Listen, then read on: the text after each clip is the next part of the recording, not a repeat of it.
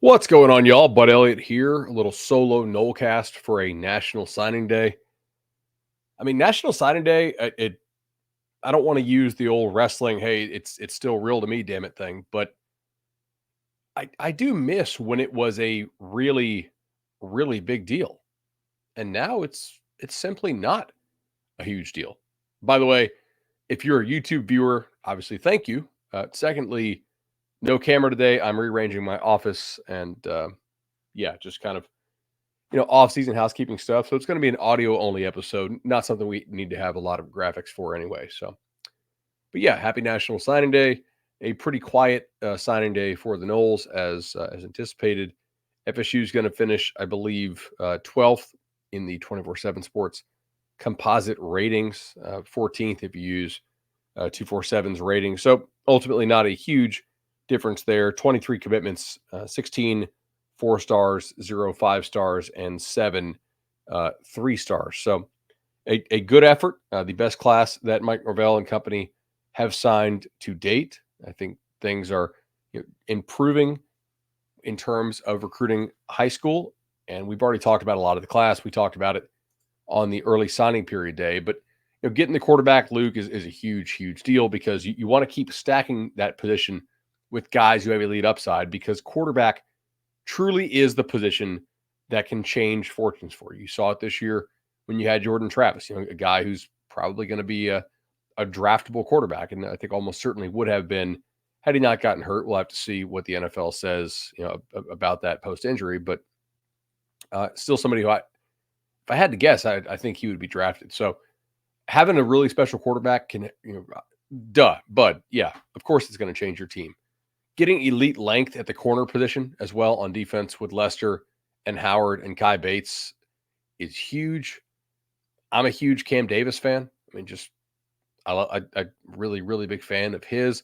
I think Landon Thomas is a guy who can be a very productive tight end for you. And obviously, I like him quite a bit. Another guy in the top 200 on 24/7 Sports.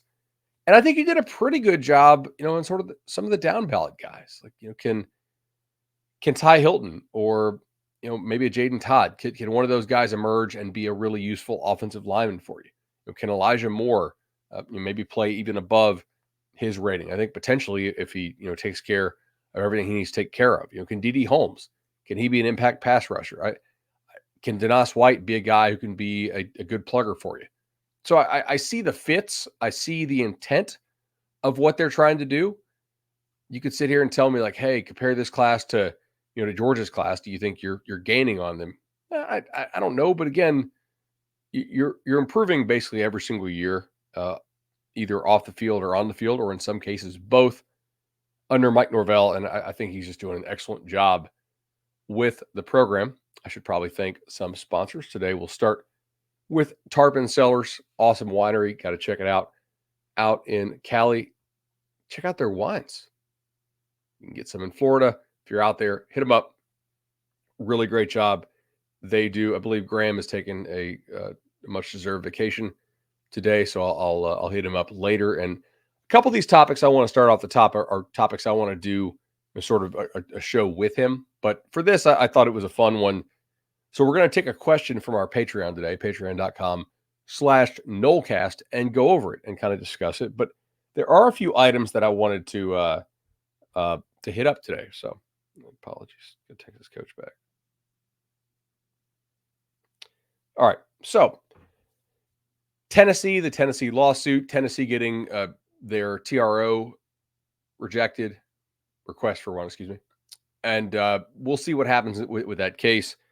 I think they're still fairly likely to prevail on the merits if you read what the judge wrote in declining to issue a TRO.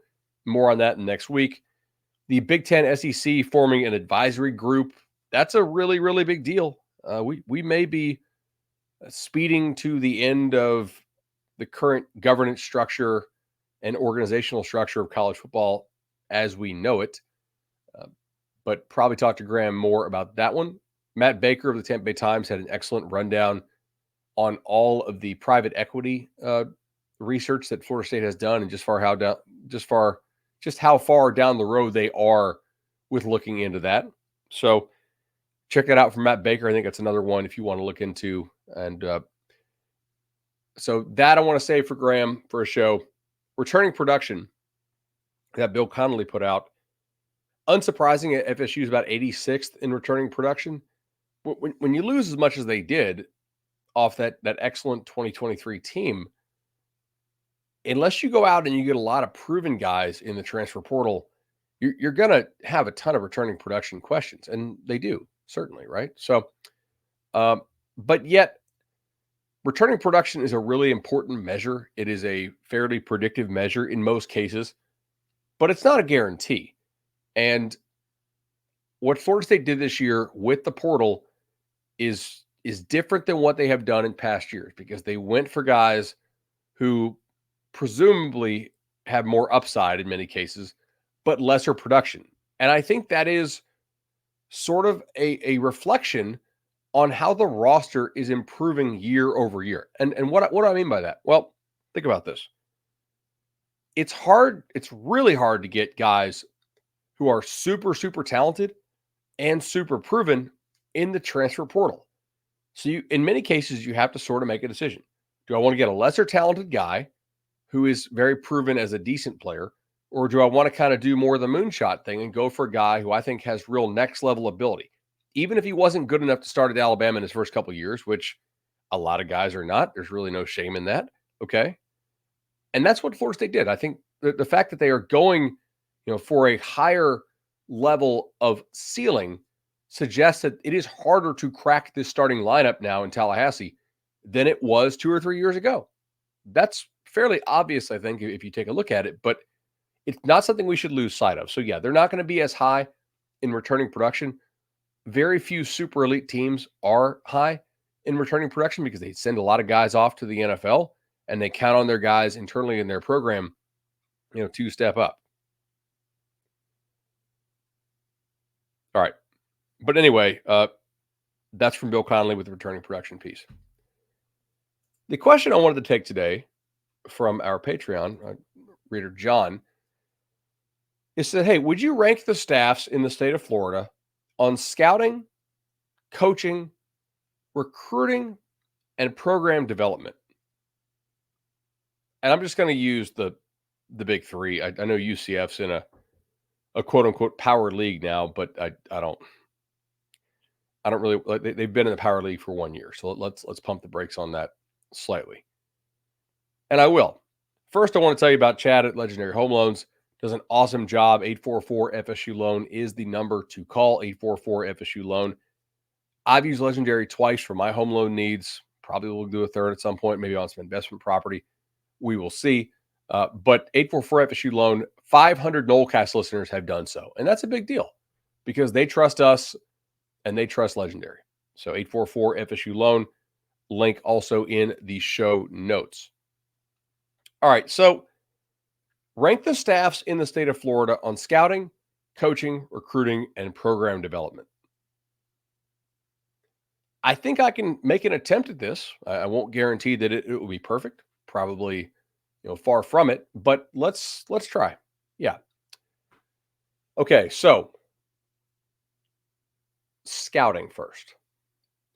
What do we mean by scouting? Are we talking about scouting high school prospects? Are we talking about scouting transfers? Are we talking about scouting your own roster? Because to me, all three of these things have different meanings. Think about it. So scouting high school prospects. How are we judging this? Are we judging this by you finding guys before everybody else finds them? Are we judging this by your 2 and 3 star players hitting at a higher rate than those of other programs? Are we judging this based on how you evaluate transfers?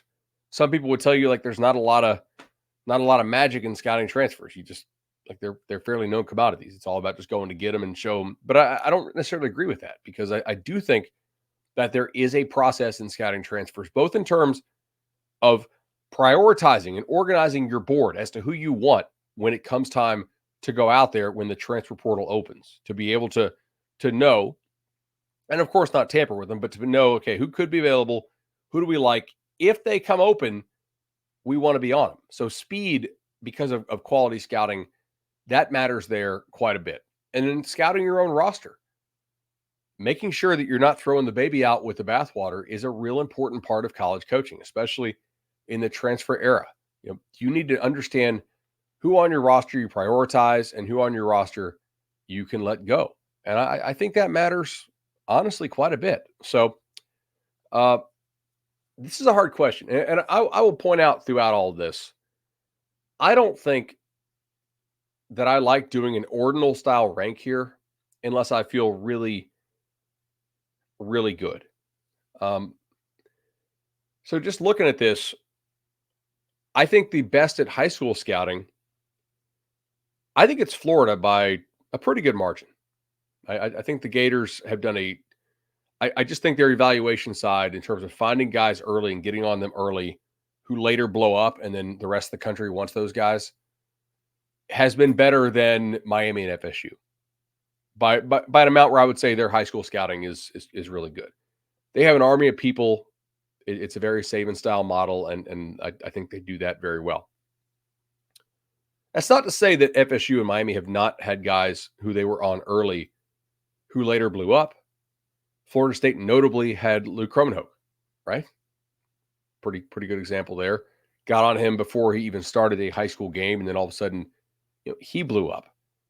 Miami's had a couple as well. So I would probably say when it comes to scouting and identifying high school players early, Florida won, and then probably Miami FSU tied for second there because I don't really know how you want to separate those. But both have had some some hits and misses and whatnot. So now scouting transfers, I do think here's a spot where you can probably rank this. I would go with the Noles at number one based on their track record so far. They were an early adopter in the portal. They got on kids early. They took care of them early on, and they really they identified who they wanted and went after them and were correct. Their hit rate in the portal has been really high, not perfect. And look, in some cases, there's not a lot of scouting that needs to be done on a Keon Coleman. But if you recall, Johnny Wilson couldn't catch a cold at Arizona State. I mean, his drop rate was what, in the mid to high teens? They saw something there. They said, okay, we can use this aspect of this player here. We can use this aspect of this player here. And we believe a Jared Verse is a guy who can come in and play well in the ACC because we watched the Syracuse film against Albany because we were about to play Syracuse and we saw him dominate, right? So I think Florida State's transfer scouting in terms of hit rate and speed of identification has been extremely good. I will say Miami number two here. Miami's hit rate in the portal has been pretty damn good. Now, Florida fans might quibble with this, and they might say, well, hey, look, everybody laughed at the Graham Mertz take, but he played very well in the role that the Gators asked him to play last year, and they're certainly not wrong. And Ricky Pearsall from Arizona State is another good hit they've had. Miami's transfer class this past year hit at a very high rate. Both offensive linemen are guys who they ID'd, and the 2 linemen Miami took were better than the guys FSU took. So got to give them credit for that. I think that was probably known at the time, but they got on them early and they were able to get him in the boat. Maui Noah at linebacker, excellent job. Now, is he obviously the brother of the 5-star tackle they signed? Yeah, he is. And they cobbled together a pretty solid secondary as well, and they've had some good transfers on the defensive line. So I would say Miami 2 and Florida 3 when it comes to ability to scout the transfer portal so far and to do so in an efficient and expedient manner. What about scouting your own roster? So this one is, I think, a bit tougher, right? Because you have so little time to figure it out. There are each examples here where I can say, okay, they did a good job and they did a poor job. There are notable examples from all three teams of guys leaving and doing well elsewhere. And you're like, man, they should have held on to that dude. But I think in this case, there's an argument to be made, in my opinion, for FSU being at the top here as well. couple things. One, can you say emphasizing Jordan Travis?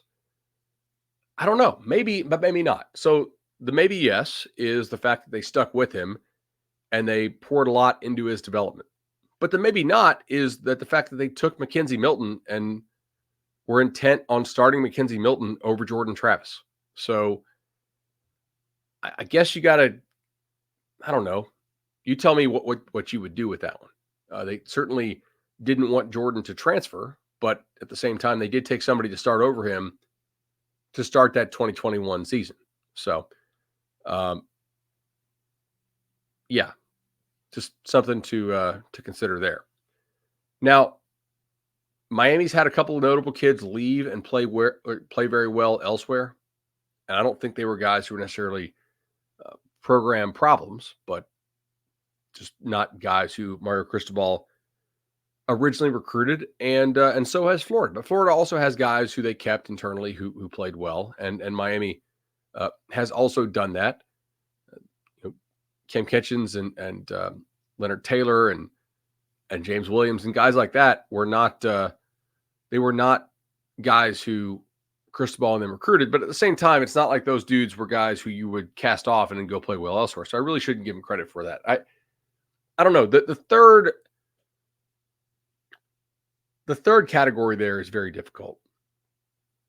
So, I mean, I would put most of my weight for this ranking on what you do scouting high school, because I think that is a big time advantage potentially if you're really, really good at it. And if you look at a lot of the guys Florida had in this class and last year's class, they were on them early, and then Georgia and Alabama and Texas and the schools that recruited that super elite level, they came calling late for those guys. So I will say scouting, probably Florida won, and then FSU, Miami, maybe tied for second. But I guess you could say Miami third. It just sort of depends, and what you want to weight these really depends.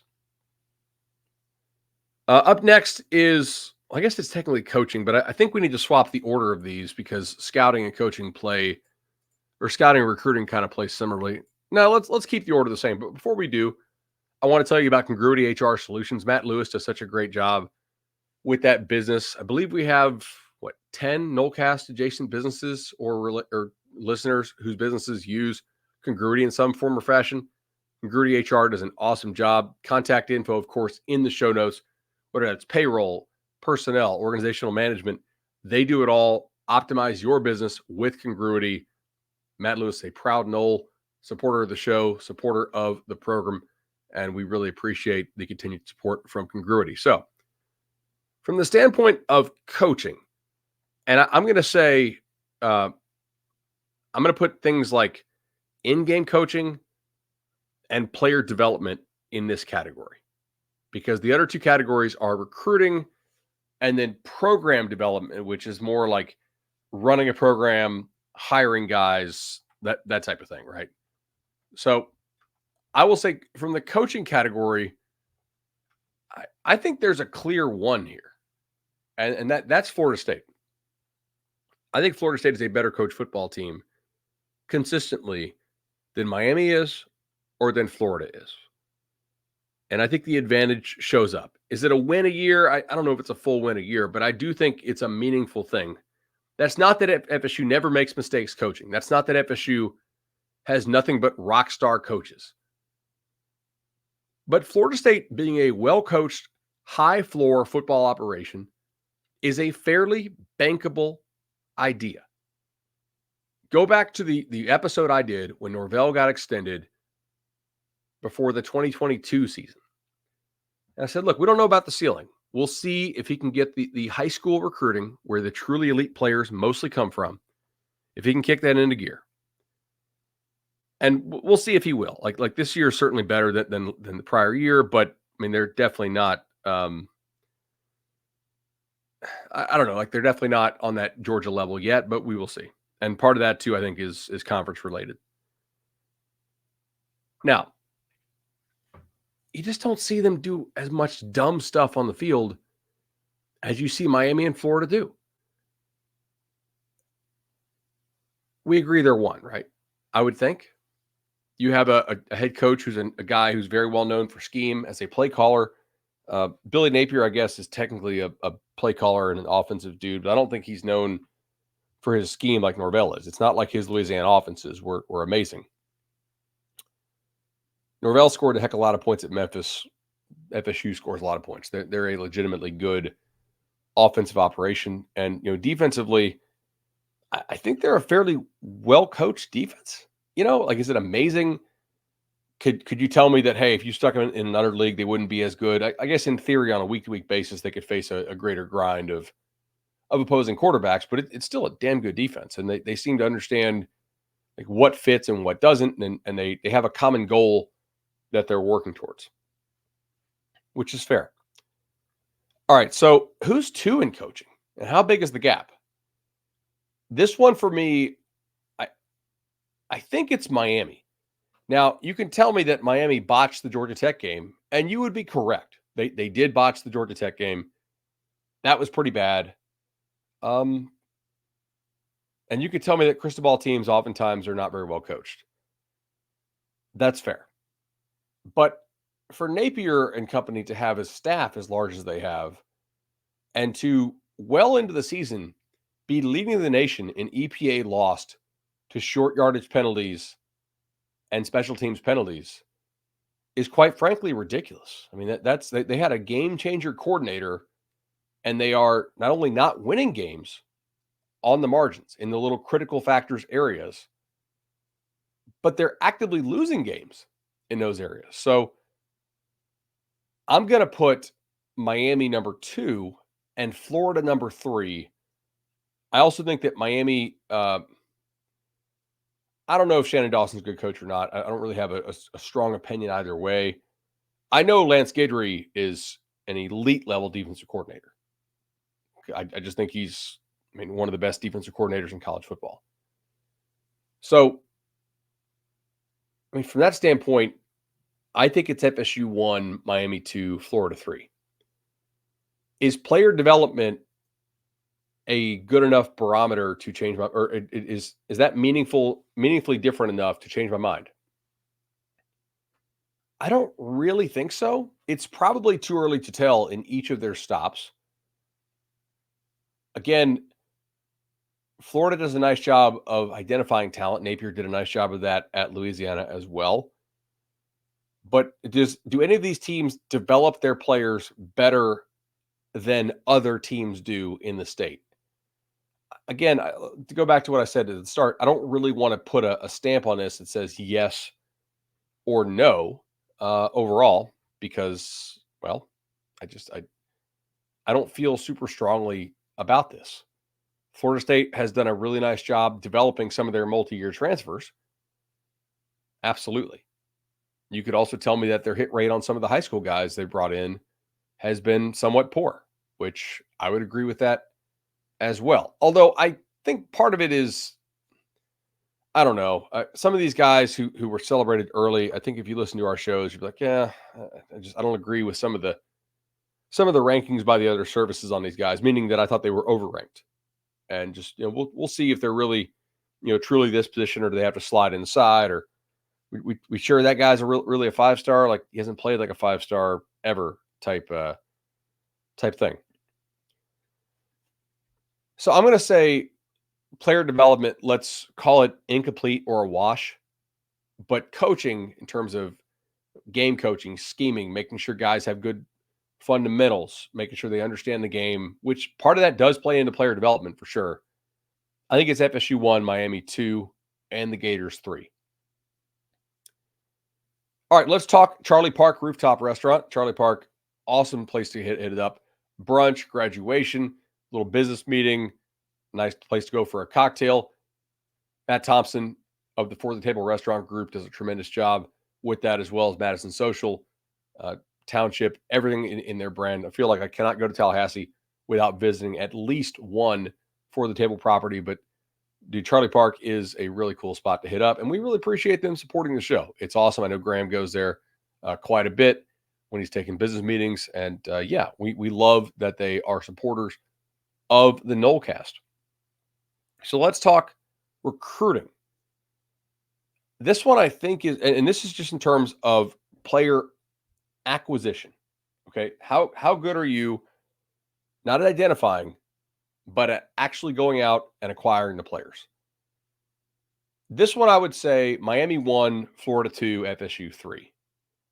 At least in terms of high school, I'm quite confident in that. But at the same time, I will say it is difficult to completely parse out the impact of NIL. Of course, NIL is not used as an inducement for recruiting. Of course, it's just simply not allowed to be. However,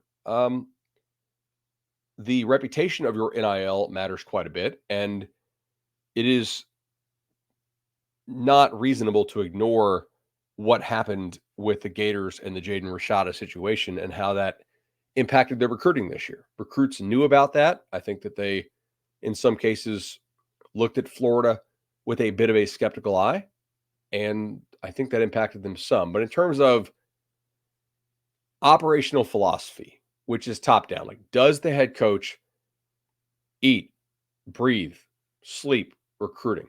Does he hire coaches with an eye towards recruiting? Does he demand that coaches work really, really hard in recruiting, like a Nick Saban, a Kirby Smart, an Urban Meyer?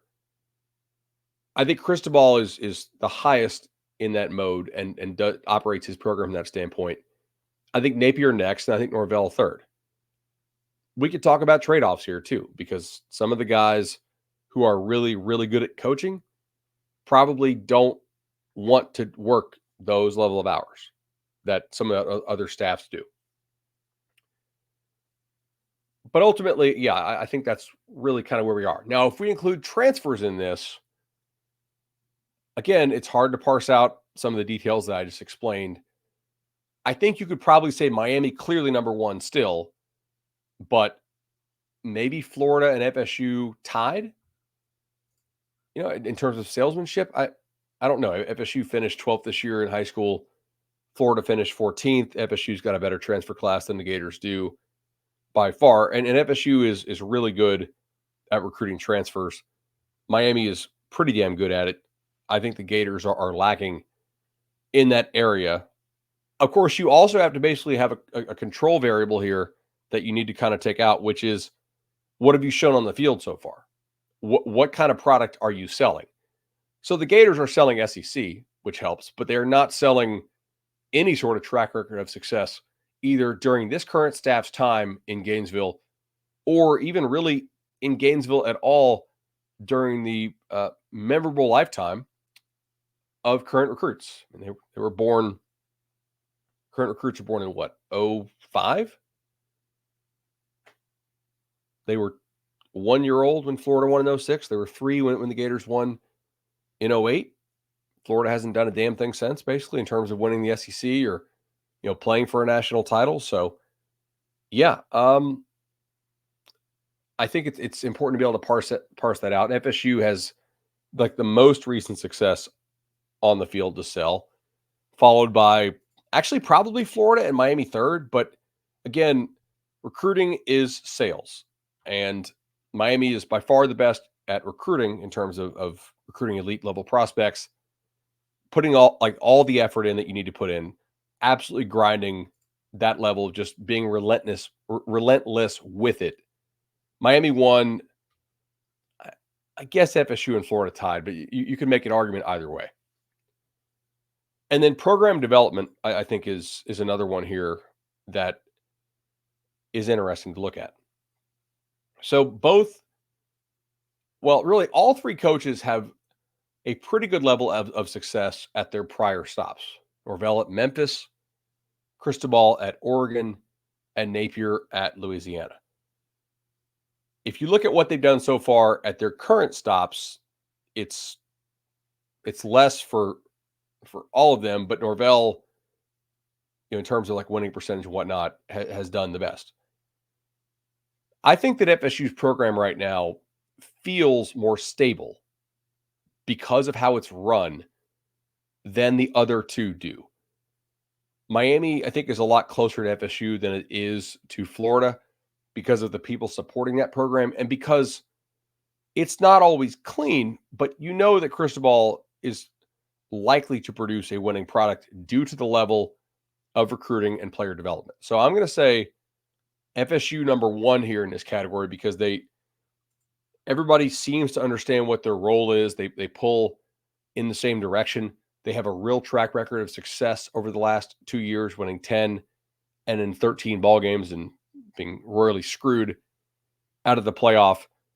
You see more evidence, I believe, of Cristobal's blueprint than you do of Napier's.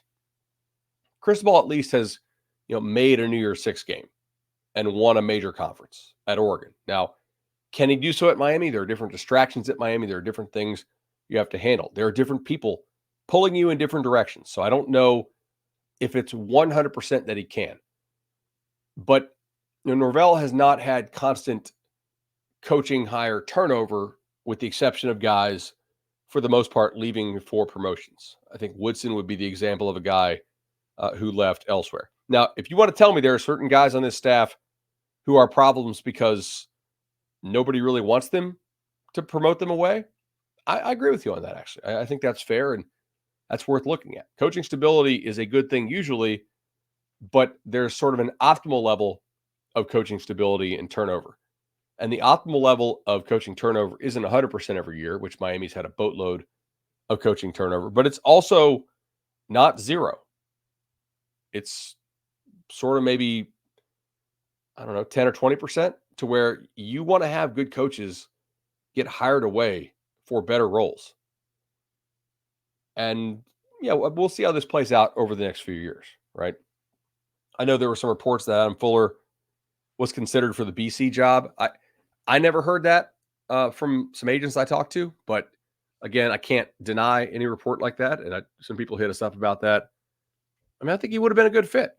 I think the dude plays extremely well in that area, hard worker, and would do a good job if he got the BC job. But as of this recording, it looks like it'll be Bill O'Brien, and it would be a surprise if it is not. With respect to Florida and program development, I think this is where UF is probably clearly third, and maybe by a good bit. I've said this before, but just because you know how to hire a bunch of polo shirts doesn't mean that you know how to execute the plan of getting all those polo shirts to pull in the same direction. We've seen a lot of Saban guys struggle with this. Part of the Saban plan is hiring a boatload of people. But the brilliance of the Saban plan is getting them to all believe their job is extremely important, to pour everything they have into that very small job, and to be the best at that job. And look, Napier can know this plan. He can have worked for Nick Saban, but he did not have the personnel in terms of staffing resources to execute this at Louisiana. So it really was an open question as to how he could handle this when he got the job in Florida. And so far, I don't think that he's done a good job of this. And if he gets fired, I think that's likely why it'll be, among other factors, clearly. So I'll go FSU 1, Miami 2, and then Florida kind of a distant third there. It's an interesting question. Sorry, the kids just got home from school. Just open the door. Mute this and say hi.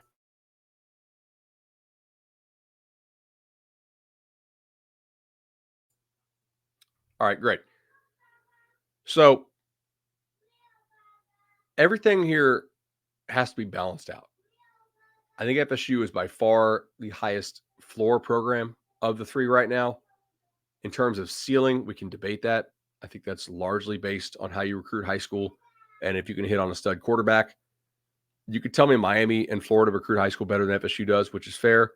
But I will tell you that I think Florida State's quarterback room is maybe first, but no worse than second overall because of the young arms you've been able to stack in that room. I mean, Lagway is a pretty good freak, but would you rather have Lagway and nobody, or would you rather have Glenn and Cromanhoke?